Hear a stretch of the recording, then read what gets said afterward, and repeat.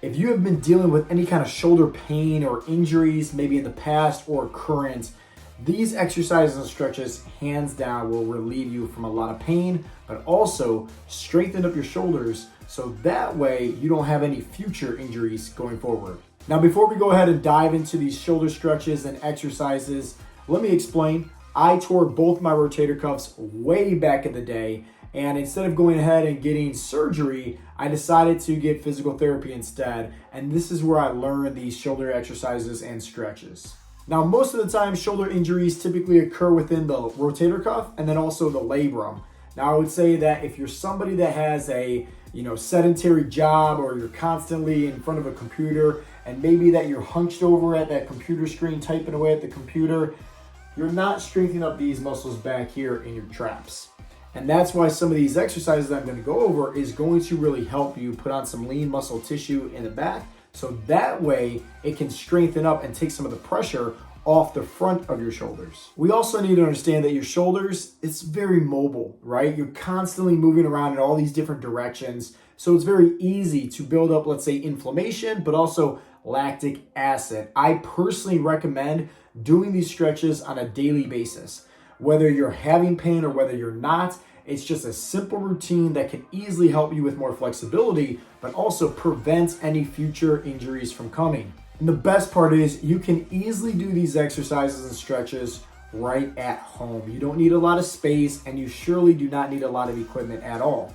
What you really need is just a resistance band, but also any kind of light weight, whether it's a dumbbell, whether it's a water bottle or a soup can. Anything that's below 5 pounds is going to work perfectly fine. For the first exercise, we're going to utilize the dumbbell. So what you want to do is just put your hand underneath your armpits and have your elbow tucked into the side of your ribs. And then from there, at this 90-degree angle, all you're going to do is just go out as far as you can. So what I'm doing is keeping my elbow tucked in the entire time. There's no space. And all I'm doing is just small little movements where I'm bringing the dumbbell out and bring it right back in. Now, I recommend anywhere from 10 to 15 reps per arm. Now, the next exercise to do the dumbbell is just simply take your arm and flare the elbow up, just like so. And then what I want to do is hold on to that dumbbell, and once again, 10 to 15 reps per arm. And all I'm going to do is twist and rotate, going all the way up, just like so. Now, if I turn to the side, you can see my elbow isn't really moving down. The only thing that's moving up and down is my hand. And now this is a great exercise to, once again, build strength in your rotator cuffs. So that way, guess what? You can relieve some of the pain that you may be currently dealing with, but most importantly, preventing any future injuries from coming. For the next exercise, we're going to utilize the resistance band. Any kind of resistance band can work for you. It really doesn't matter. But what you want to do is just keep your hands, similar to how we had the dumbbell and we locked in our elbows to our ribs. It's the same principle. So lock in your elbows to your ribs, hold the resistance band just like so, and just pull apart. Trying your best to keep your elbows tucked into your side. But once again, you're pulling your hands and you're trying to move them out as far as you can. So the elbows stay nice and firm, tucked in, and all I'm doing is moving and pushing that resistance band out to the sides, just like so. And once again, anywhere from 10 to 15 reps, it's a perfect sweet spot. The next exercise using the resistance band, what you want to do is just simply hold out with your arms completely straight. If you want to go up a little bit, that's perfectly fine as well. It's mostly what's ever comfortable for you. So you can surely do a few reps straight like this, or if you want to go up and bring them down, regardless, this is going to be a great exercise to, once again, build some muscle back there in your traps, especially if you're sitting down in front of a computer and you're hunched over the entire time. So however you want to hold the resistance band, making it comfortable for you, whether it's completely straight out like this or at an upward angle, it's whatever is comfortable for you. But what you want to do is basically bring it to where you're going as far back as you can. If you happen to hit your chest, that's perfectly fine. But once again, you want to go as far back as you can. And this is going to help strengthen up your traps and your upper back. So do it so just like this, or you can keep it straight just like this. And once again, anywhere from 10 to 15 reps is a really good sweet spot to do. Now for the next exercise, we're actually gonna be down on the ground for this one. And all you need is that small little weight.